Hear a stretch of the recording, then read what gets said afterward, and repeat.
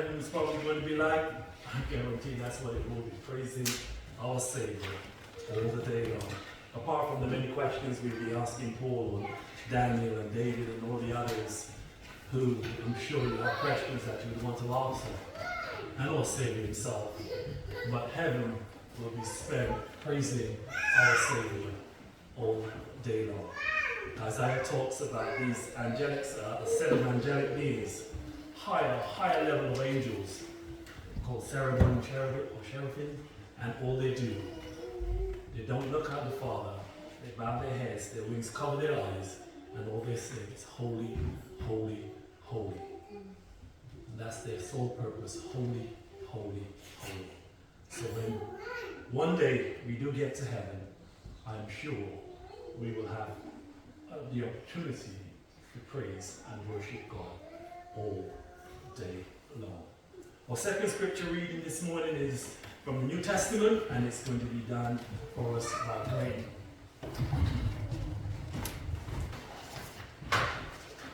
Good morning, church. I'm in pink shorts because I know Doreen loved pink, and I put them on, and then I found I was doing the reading this morning, so it's a lovely tribute to Doreen. Acts 7, verses 1 to 16. And the high priest said, all these things so. And Stephen said, brothers and sisters, hear me. The God of glory appeared to our father Abraham when he was in Mesopotamia, before he lived in Haran, and said to him, go out from your land and from your kindred, and go into the land that I will show you. Then he went out from the land of the Chaldeans and lived in Haran. And after his father died, God removed him from there into this land in which you are now living. Yet he gave him no inheritance in it, not even a foot's length, but promised to give it to him as a possession and to his offspring after him, though he had no child. And God spoke to this effect, that his offspring would be sojourners in a land belonging to others, who would enslave them and afflict them for 400 years. But I will judge the nation that they serve, said God. And after that they shall come out and worship me in this place. And he gave the covenant of circumcision. And so Abraham became the father of Isaac, and circumcised him on the 8th day.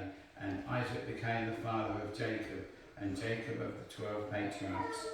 And the patriarchs Joseph sold him into Egypt. But God was with him and rescued him out of all his afflictions, and gave him favour and wisdom before Pharaoh, king of Egypt, who made him ruler over Egypt and over all his household. Now there came a famine throughout all Egypt and Canaan, and great affliction, and our fathers could find no food. But when Jacob heard that there was grain in Egypt, he sent out our fathers on their first visit.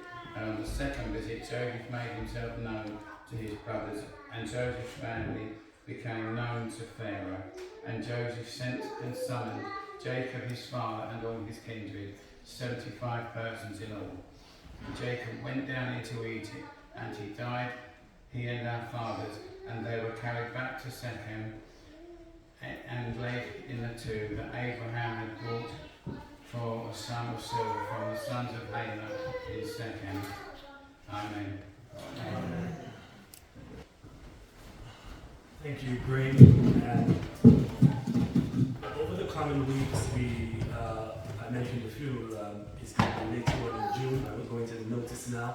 But over the coming weeks, we'll have the opportunity to read more scriptures that we know Doreen would like, and sing more songs that we know she would like. And so why are we doing it? Well, I came and found her here at this church. I've been coming here now for 7-8 years. And Patsy, you came and found me as well? Or you was here first, but she's one of what we call the pillars of this church. I think she was one of the 4 people that was here when I arrived. And there is so many things she did behind the scenes for this church, so it's only right that we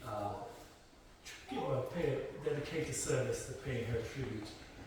At the same time, we also worshiping God with the service, because ultimately the worship is to Him. That's what we were created for, to worship. But at the same time, we are paying tribute for one of our beloved members who is no longer with us. But we don't have to be despondent, because absent from the body, but present with the Lord.